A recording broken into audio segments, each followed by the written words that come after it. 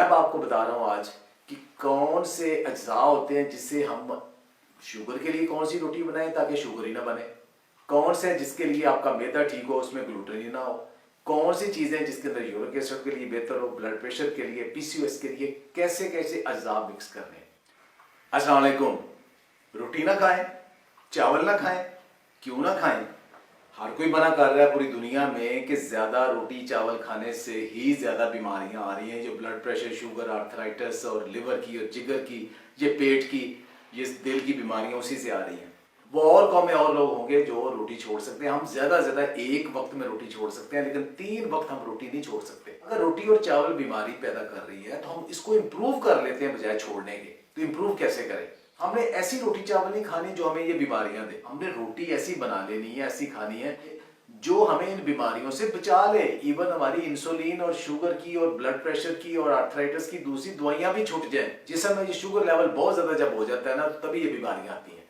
तो एक चीनी का जो चम्मच है उसमें तकरीबन आधा चम्मच ग्लूकोज होता है, लेकिन एक रोटी चावल की प्लेट, नान, पूरी, 3 स्लाइसिस खा वो ब्राउन ब्रेड हो, बेकरी, पिज्जा, शवारमा, ये सारी चीजें जो गंदम और चावल की बनती हैं, उनके अंदर तकरीबन 10 से 12 चम्मच ग्लूकोज होता है।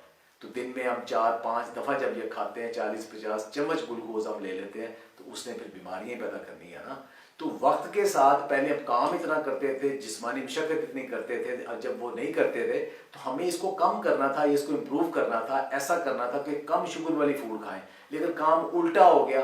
हम पहले चक्की वाला आटा खाते थे, अब हमने सफेद आटा खाना शुरू कर दिया, बल्कि मैदा खाना शुरू कर दिया।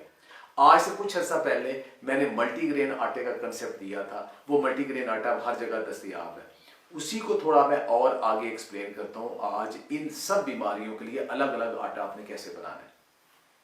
तो कौन कौन से अज्जा होते हैं, पहले ये समझ लें कि जब हम ग्लूकोज घोल के पीते हैं तो वो सारे के सारा शुगर में बदल जाता है।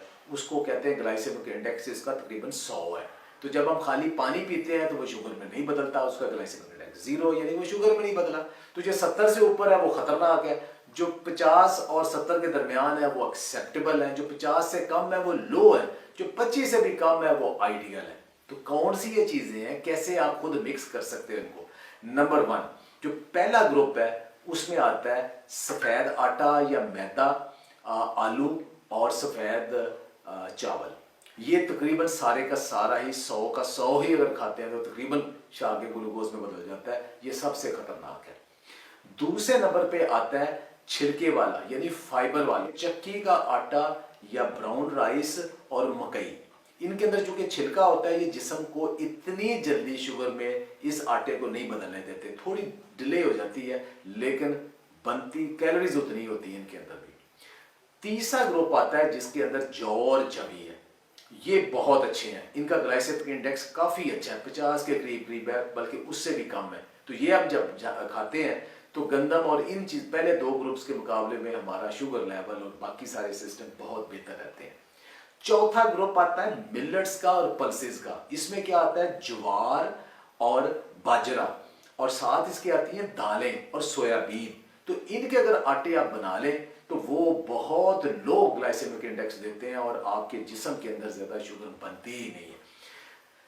पांचवा ग्रुप है, पांचवे ग्रुप आती हैं सुपर फूड्स के अंदर, जिनका ग्लाइसेमिक इंडेक्स भी लो है, लेकिन उनके साथ आपको मेडिसिनल यानी तिब्बी अफादियत इतनी है कि आपको वो उल्टा बीमारियों से बचा जाते हैं। किनवा, चिया, एमरंथ, बकवीट, अलसी और तेल वगैरह। और आखिरी ग्रुप जो नंबर 1 है इस मामले में, जो कि बिल्कुल तकरीबन शुगर नहीं बनाता, वो कौन सा है? मूंगफली, अखरोट, बादाम का आटा या कोकोनट का आटा, यानी कि खोपरे का आटा। ये इसकी रोटी बना लें, आप बेफिक्र हो जाए, शुगर नहीं पड़ेगी। लेकिन मैं इसके साथ एक एडिशनल ग्रुप भी देता हूं। वो कौन सा है कि जो कैलोरीज तो नहीं देगा, फाइबर देगा, लेकिन आपको बीमारियों से बचा देगा सारा। वो कौन सा है? मोरिंगा के पत्तों का सफूफ, कसूरी मेथी, छिलके यानी इसबगोल का छिलका या इसका चनों का छिलका, गंदम का छिलका, चावल का छिलका, ये सारे छिलके। अच्छा, अब इन सब को अगर आप मिक्स करते हैं तो वही जो विरसा का मल्टीग्रेन आटा वही बन जाता है। अगर तो आप वॉक करते हो, एक्सरसाइज करते हो, अच्छी लाइफ गुजारते हो, तो आपके लिए अब भी वही आटा आपके लिए बेहतर है, जनरल हेल्थ के लिए, इन सारी बीमारियों के लिए। लेकिन अगर आप समझते हो कि आपको ग्लूटेन सेंसिटिविटी है तो फिर गंदम और जौ बिल्कुल शामिल नहीं करना, और ऐसी चक्की से भी पिसवाना जहां गंदम और जौ यूज होते हो, बाकी सारे मिक्स कर ले, वो ग्लूटेन फ्री आटा बन जाएगा। अगर यूरिक एसिड है फिर पत्ते और दालें इस्तेमाल ना करें। लेकिन इसके अलावा बाकी सारा, ये शुगर के लिए, ब्लड प्रेशर के लिए, दिल के लिए, बाकी सारी बीमारियों के लिए जो आटा है वो क्या है, इसमें आखिरी 3 ग्रुप ज्यादा रखें, चौथा ग्रुप थोड़ा यूज करें, पहले 3 सोचें भी ना, तो आपका वो ऐसा आटा बन जाएगा। अल्हम्दुलिल्लाह आप, आज मैं आपको बता रहा हूं कि शुगर और मोटापे के, पीसीएस के लोग कैसी रोटी खाएं ताकि उनका शुगर ना बढ़े। सुबह नाश्ता वो सिर्फ सब्जियों का ऑमलेट करेगा, किनवा और चिया, इन दोनों का दलिया बना के बादामों के साथ खा लें, काफ़ी है। दोपहर को सलाद की प्लेट खाएं और उसके साथ ये जो लो शुगर आटा जिसका मैं आज आपको रेशो दे रहा हूँ, उसकी एक रोटी खा लें, साथ कोई भी प्रोटीन ले लें, सालन ले लें, और रात को आप इसी की पूरी रोटी बना के खा लें, आपकी शुगर नहीं बढ़ेगी, साथ किसी सालन के साथ भी।